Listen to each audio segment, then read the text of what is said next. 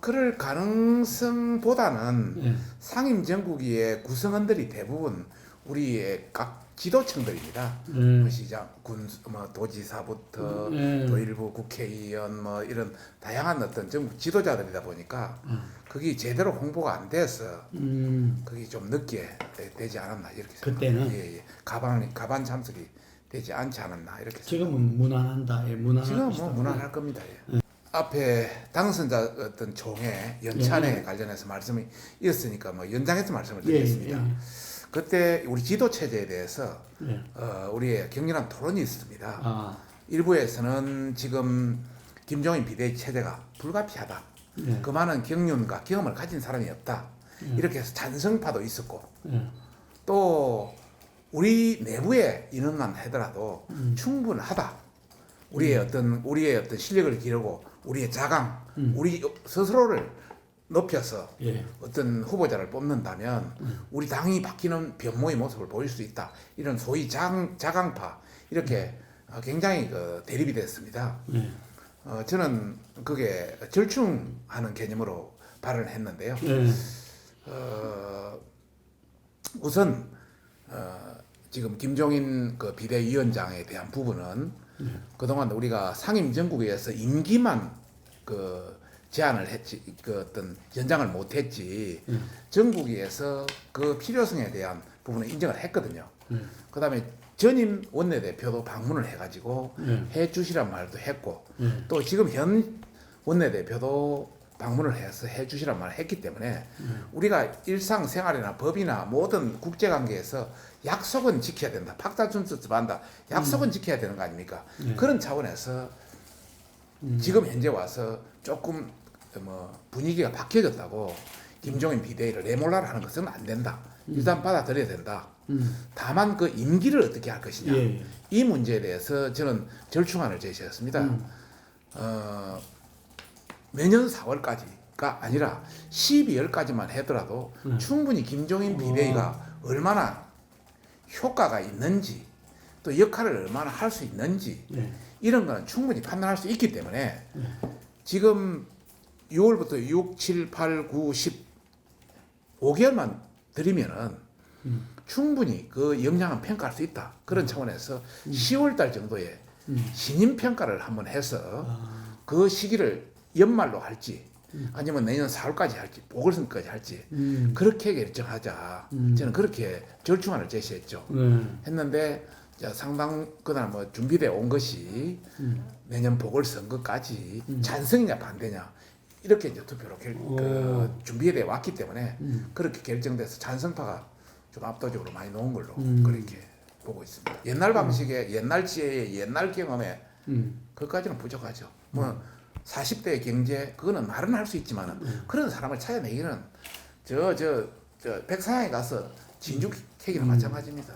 예. 뭔가 아무것도 길러지지 않는 양육되지 않는 그 성장시키지 못한 그런 인물을 어떻게 올라가내겠습니까? 그래서 그 사람을 대선 후보로 어떻게 용립하겠습니까? 예. 국민이 인정하겠습니까?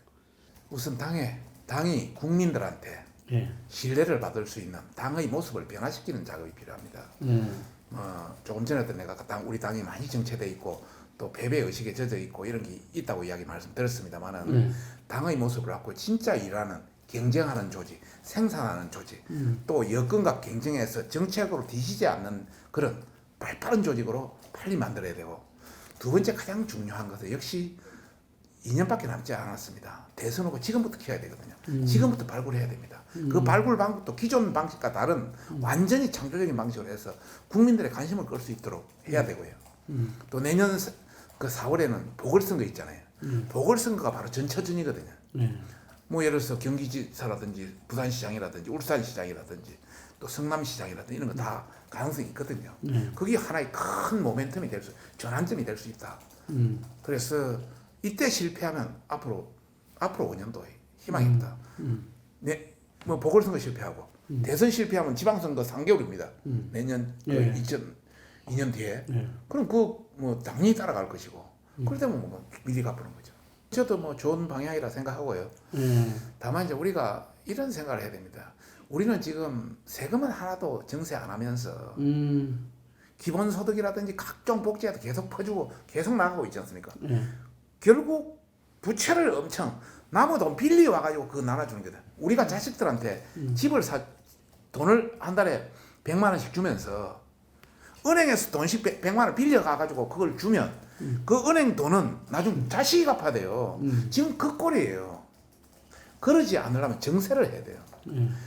지금 우리나라는 그 세금 부담률이 20에서 22% 정도예요. 예. 유럽은 40%예요. 예. 그 사람들은 엄청난 부담을 해가지고 그걸 가지고 해결하는데 우리는 빚내 가지고 하는 거는 이건 잘못됐다고 이야기하는 거죠. 차라리 자신 그거 하려면 정세해라. 너희들이 꼭 그런다면. 근데 정세는 온 국민들의 저항에 또 부딪히는 그것도 못하잖아요. 그러니까 지금 문재인 정부가 참 나쁘다 저는 그렇게 생각합니다. 했을 때 모든 것을 법도 만들고 예. 또 민주화라고 완전히 이름도 그래 해줬고 그렇죠. 예. 우리 정부에서 우리 그 당의 선배들이 다 해준 것이죠. 예. 민주당에서 그건 아닙니다. 예. 제가 대통령도 기념식 다 가고 했잖아요. 예예. 제가 5.18에 대해서 이제 관심이 좀 많은 것은 5.18 바로 1년 전에 제가 1년 후에 광주를 갔습니다. 예. 군인 장교로. 그래서 5.18의 그 진상에 대해서 검남로고 뭐이고 어느 정도 자세히 알고 있고 또 그 당시 주민들이 제가 말이 경상도 말이지 않습니까? 네. 그래서 1년 뒤 같으면 경상도 목소리 내면 큰일 난다고 굉장히 그랬어요. 그런 말이 있을 텐데. 그래도 가서 술 한잔 하면서 이야기도 하고 많이 이야기를 했는데 예.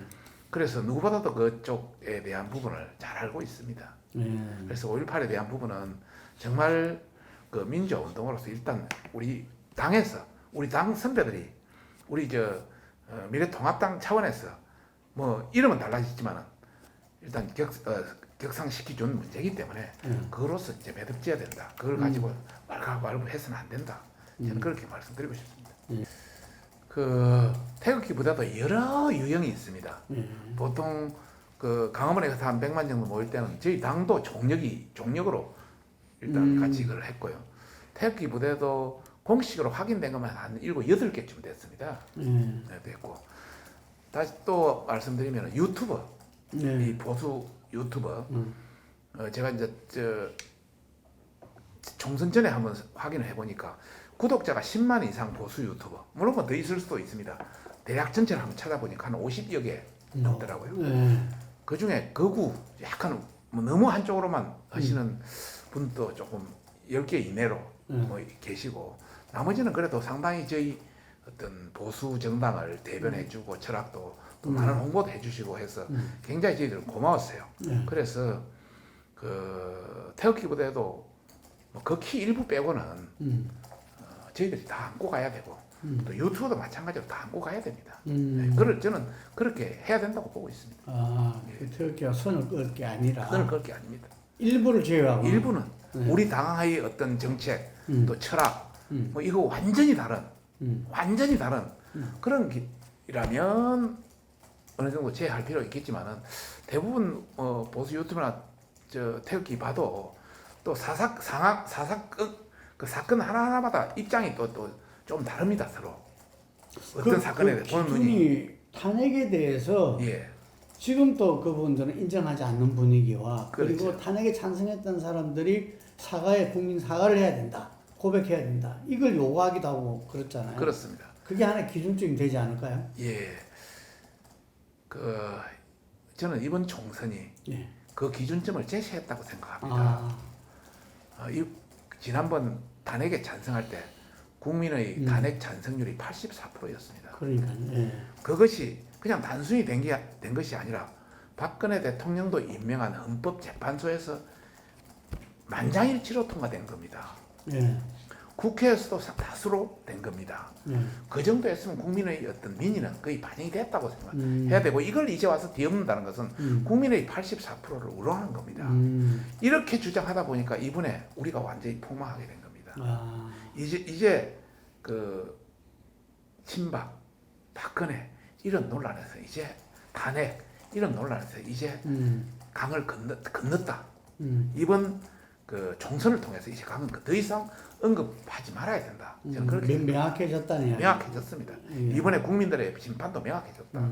그래서 그래. 이제는 새로운 어떤 컨셉 개념으로 뭔가 치고 나가야 된다. 그래서 보수가 이번에 제2의 탄핵을 받았다. 이런 말도 있습니다. 예, 이게 의원님 그렇게 예, 분석하시는 저는 그렇게 보고 있습니다.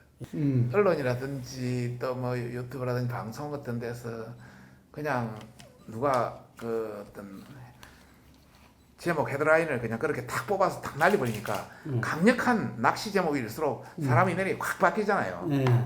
내가 이제 역으로 이야기하면 뭐 변명한다고 들을지 모르겠습니다만 미국의 국회에서 네. 미국 의회에서 4년에 통과되는 법안이 몇 개나 된다고 보십니까? 우리가 지금 올해 그 대략 통과된 게 한 7천 개, 6천 한 뭐 그 조금 전까지 6,500개인데 네. 마지막 통과해서 6천 한 800개쯤 될 겁니다. 네. 저희들이 통과시킨 게 네. 법안이 7천 개 될 텐데 정확한 개수는 나중에 최종 도입해야 합니다. 미국은 몇 개나 된다고 보십니까? 여기 우리끼리 한 7천 개인데 한 5천 개는 됩니까? 미국 2천 개 이내입니다. 1,000개 이내. 일본은 몇 개나 된다고 보십니까? 일본 500개입니다. 우리가 너무 많습니다. 너무 많다 보니까 쓸데없는 규제 법안이 엄청 들어. 나도 우리 상임위에도 어떤 법안이 통과되는지도 모릅니다. 하도 많으니까. 이거는 의미가 없는 겁니다. 그게 또 이 공무원들 법안이란 게 많다는 거 아닙니까? 그건 정부 법안이 넘어오는 거. 네. 정부 법안이 넘어오는 거는 뭐 이게 그거는 포함 안 되는 겁니까? 다 들어 있습니다. 있는데 여하튼 위원들이 더 훨씬 많습니다. 네. 공무원 법안은 통상 공무원이 뭐 월이나 주는 경우도 있지만은 위원들이 내놓은 법안을 네. 다양한 위원들이 내놨잖아요. 그걸 통합해서 정부 이송해가지고 또 수정해가지고 그래 가져오는 것이 통합법안으로 정부에서 내놓는 게 많고 또 일부 정부가 필요해서 들어오는 경우도 있고 대부분이 국회의원 법안입니다. 그러다 보니까 전부 벌금 올리는 거 무슨 규제하는 거 이쪽 규제 저쪽 규제가 서로 상충돼가지고 엉망진창인 거 진짜 우리는 앞으로는 규제법안 하나 만들려면 규제법안을 하나 없애지 않고는 못 만들게 그런 것도 해야 됩니다. 그렇게 여하튼 국민한테 편리하고 국민한테 좋은 거 해야 되지 않겠습니까? 네. 예를 들어서 강주 민주화 특별법도 통과시키려면 5.18 특별법 통과시키려면 그 안에는 상당히 규제가 많습니다. 그러면 다른 규제를 풀어서 이런 개념이 돼야 됩니다. 예. 지금은 법안이 하도 많아서 어디 그거에 뭐 있는지도 모릅니다. 예. 그리고 국회의원들끼리도 모릅니다. 그 언론에서는 발의된 법안에 통과된 법안의 그 비율로 따져가지고 한 2만 개 발의했으니까 그렇게 온통 발의를 다 하니까요. 그러니까 자기는 또 발의한 것도 이렇게 홍보를 그래서 하니까. 예. 그래서 언론에서 또 어디에서 몇 개 발의하고 몇 개 통과됐다 그런 거 말씀하면 안 됩니다. 진짜 국민을 위해서 제대로 발의한 법안이 누가 있느냐. 한 개라도 좋으니까 그런 쪽으로 해가지고 그걸 실어줘야 이게 제대로 잡혀갑니다. 협상을 하기 위해서는 뭔가 돌직구를 던지는 거 아니겠습니까? 예.